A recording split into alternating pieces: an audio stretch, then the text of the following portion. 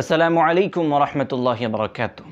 আজকের আলোচনার বিষয় এমন একটি গুনাহ যেটাকে আমরা অনেকেই খুব ছোট মনে করে থাকি। আমরা ভাবি এটা তো সামান্য ব্যাপার, কিন্তু আল্লাহর কাছে হয়তো সেটি অনেক বড়। প্রশ্ন হলো, এমন কোনো গুনাহ কি আছে যেটাকে মানুষ তুচ্ছ মনে করে অথচ কিয়ামতের দিন তা পাহাড় সম হয়ে যাবে?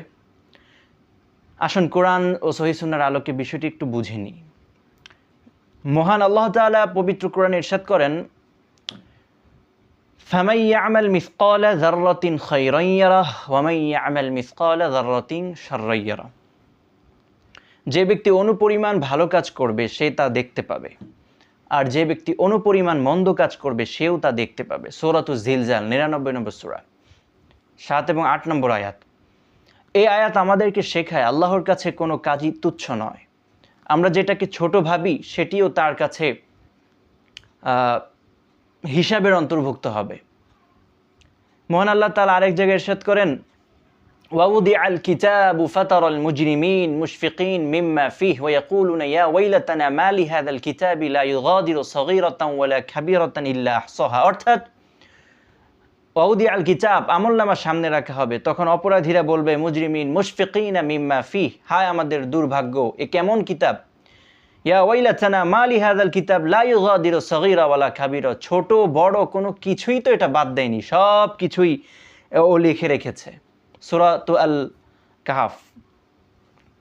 রাসূলুল্লাহ সাল্লাল্লাহু আলাইহি ওয়াসাল্লাম বলেছেন, বান্দা কখনো এমন একটি কথা বলে যেটিকে সে তুচ্ছ মনে করে, কিন্তু সেই কথার কারণে সে জাহান্নামে এত দূর পর্যন্ত নিক্ষিপ্ত হয় যত দূর পূর্ব ও পশ্চিমের ব্যবধান।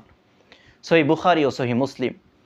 একটিবার চিন্তা করুন, শুধু একটি কথা, আমরা কত সহজে কারো সম্মান নষ্ট করি, কাউকে অপমান করি, মিথ্যা বলি, গীবত করি, সামাজিক যোগাযোগ মাধ্যমে কাউকে নিয়ে হাসাহাসি করি, কমেন্টে আমরা কত খারাপ খারাপ গালাগালি করি, অথচ এগুলোকে আমরা অনেক সময়, এগুলো অনেক খারাপ, কিন্তু আমরা এগুলোকে মজা বলে উড়িয়ে দিই।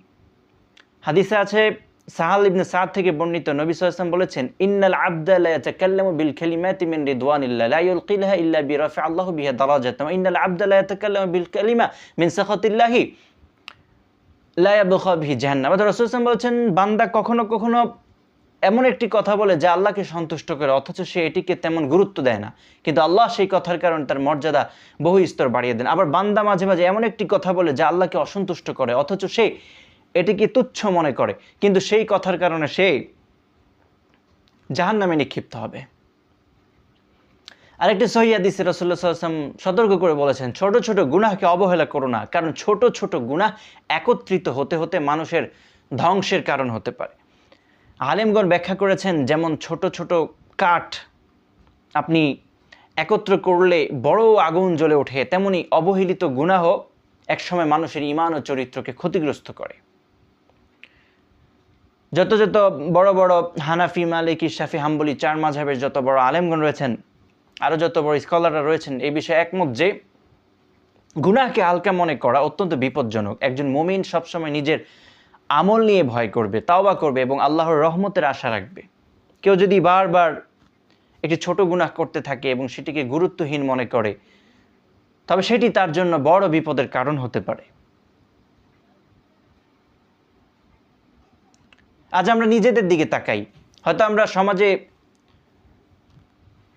চলি, আমরা নামাজে হয়তোবা দেরি করি, হয়তো কারো সম্পর্কে অযথা খারাপ মন্তব্য করি, হয়তো মোবাইলে এমন কিছু দেখি যা দেখা উচিত নয়, হয়তো বাবা মায়ের সঙ্গে রুক্ষ আচরণ করি, হয়তো মানুষের হক নষ্ট করি। আমরা বলি এতে কি হয়েছে, সামান্য একটা ব্যাপার, কিন্তু কিয়ামতের দিন যদি এই কথাগুলি আমাদের সামনে হাজির হয়, তখন এত এত মানুষের সামনে, কোটি কোটি মানুষের সামনে কি উত্তর দেবেন?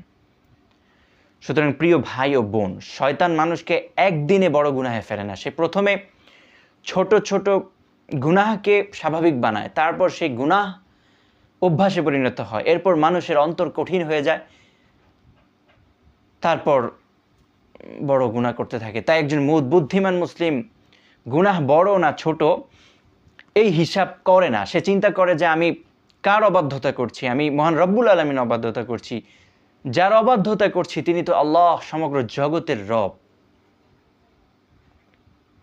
তাই আসুন আজ থেকে আমরা একটি সিদ্ধান্ত নেই যে যে কোনো গুনাহই হোক, তা যদি ছোটও হয় ছোট সঙ্গে সঙ্গে তওবা করতে হবে, কারো হক নষ্ট করে থাকলে ফিরিয়ে দিতে হবে, কারো সম্মান যদি নষ্ট করে থাকি ক্ষমা চান, নিজের জিহ্বা, চোখ, কান, হৃদয়কে গুনাহ থেকে রক্ষা করুন। প্রতিদিন কিছু সময় কোরআন তেলাওয়াত করুন, 5 ওয়াক্ত সালাতের প্রতি যত্নবান হন, বেশি বেশি ইস্তেগফার পড়ুন, আস্তাগফিরুল্লাহ ওয়া আতুবু ইলাইহি, আস্তাগফিরুল্লাহ রাব্বি মিন কুল্লি যামবি ওয়া আতুবু ইলাইহি, লা হাওলা ওয়া লা কুওয়াতা ইল্লা বিল্লাহ। এগুলো পড়ুন, কারণ তাওবার দরজা আপনার জন্য এখনো খোলা রয়েছে। মনে রাখবেন, কিয়ামতের দিন আমরা কোনো বড় পরিচয় নিয়ে দাঁড়াবো না, না ধন সম্পদ, না ডিগ্রি, না পদমর্যাদা, না সার্টিফিকেটস, কিছুই কাজে আসবে না। কাজে আসবে শুধুমাত্র ঈমান, ইখলাস এবং নেক আমল। তাই আজই ছোট গুনাহকে ছোট ভাবা বন্ধ করি এবং ছোট ছোট গুনাহ আমরা ছেড়ে দিই এবং আল্লাহর দিকে ফিরে আসি। আল্লাহ তাআলা আমাদের প্রকাশ্য গোপন সব গুনাহ ক্ষমা করুন, আমাদের অন্তরকে পবিত্র করুন, ছোট বড় সব ধরনের যত ধরনের মাসিয়াত আছে সেগুলো থেকে, আল্লাহর অবাধ্যতা থেকে আল্লাহ তাআলা আমাদেরকে হেফাজত করুন এবং কিয়ামতের দিন আমাদের আমলনামা হিসাব ইয়ামিনা, ডান হাতে দেওয়ার তৌফিক দান করুন। আসসালামু আলাইকুম।